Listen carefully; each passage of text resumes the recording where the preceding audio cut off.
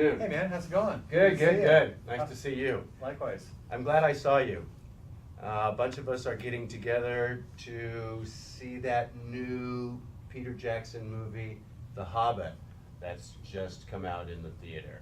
Oh, when do you guys plan on going? Well, we want to go tomorrow night, and we're hoping you will go with us. You know what?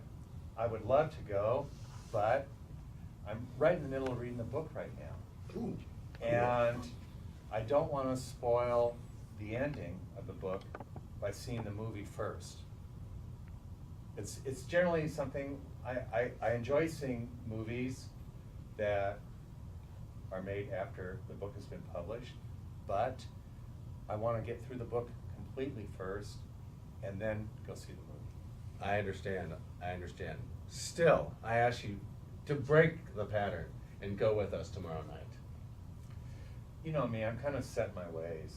And for me, when I'm reading the book, I like to visualize. I like to use my imagination and try to understand about the scenes that are being played out in the book.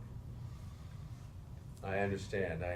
Well, let me say, Peter Jackson, okay, the director, has a real way with bringing the novels to life. His screen imagery, the way he adapts the screenplay from the novels, the characters, the settings, phenomenal. You know, it's interesting you mentioned that because one of the things I heard about Peter Jackson and his directing of this movie was that he had to take over from the original director, Guillermo del Toro. And he didn't have a lot of time to get everything set up, so some things kind of did not go through as planned. Aha, interesting. Now I know that you are indeed interested in going to see this movie. Look, let me say, novels are great. There is a lot you get with a movie that you do not get with a novel. Example, the music, the performance of the actors. An actor's expression can say 1,000 words. I understand that.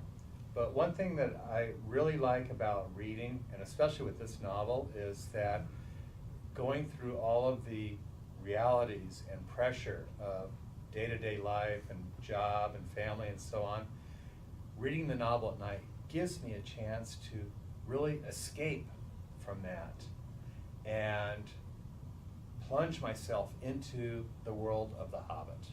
True. A regular movie might not do the art of these novels justice.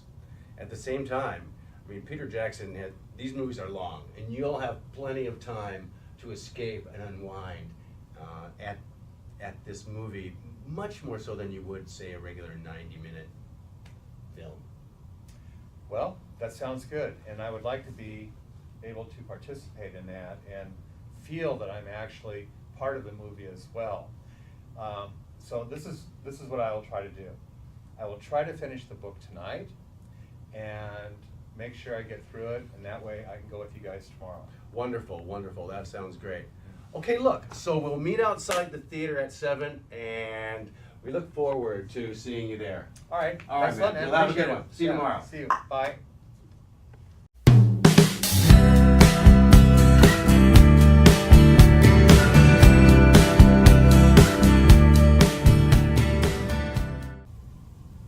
Hi, my name is Michael Burton. I'm from the Language Center here at Asia University.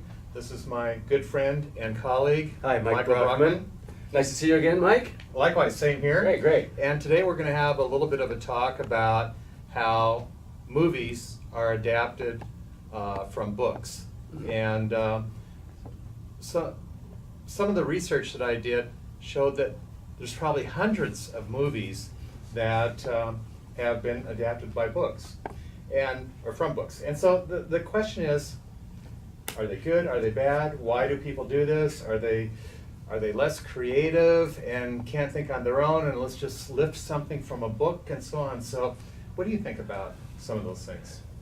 Interesting topic. I know that it goes both ways. In other words, sometimes there's a book or a short story written and it is adapted and becomes a movie. Sometimes it's the other way around, interestingly enough. I know that probably 50% of my favorite movies are adaptations from the written genre, from something that's written. Example. Extreme examples, maybe. I like Fight Club. The novella that it is adapted from is actually quite a short book, almost a pamphlet, for God's sake.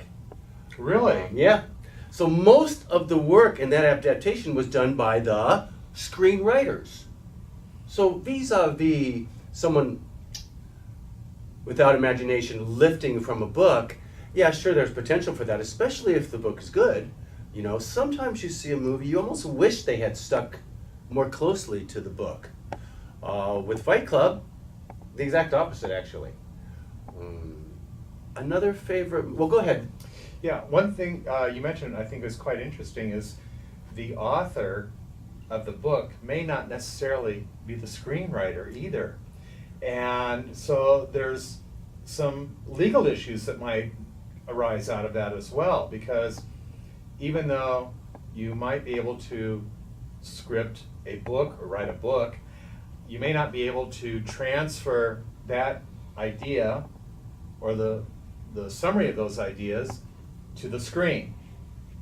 Hence, the need for script writers or screenwriters, and there might be some issues there too. And if the book is adapted to the screen, what's in it actually for the original author? Interesting point. Well, I know from, well, I could say kind of third-party personal experience, because I was living in Portland while the author of Fight Club, I can't think of his name right this minute, was writing Fight Club before anybody knew who he was. As a matter of fact, he's, what would you say, a friend of a creative writing teacher that I had at university. So for him, the fact that it was purchased outright, so there wasn't going to be any legal issues. Or any vis-a-vis residuals going back to the this, author? I don't know exactly what the terms of the agreement were, but I do know this. Oh, Chuck Palahniuk, that's his name. Because of Fight Club and Edward Norton and Brad Pitt and Meatloaf and all the great actors and the screenwriting and the directing that went into that movie, now Chuck is completely famous. And now when he writes something,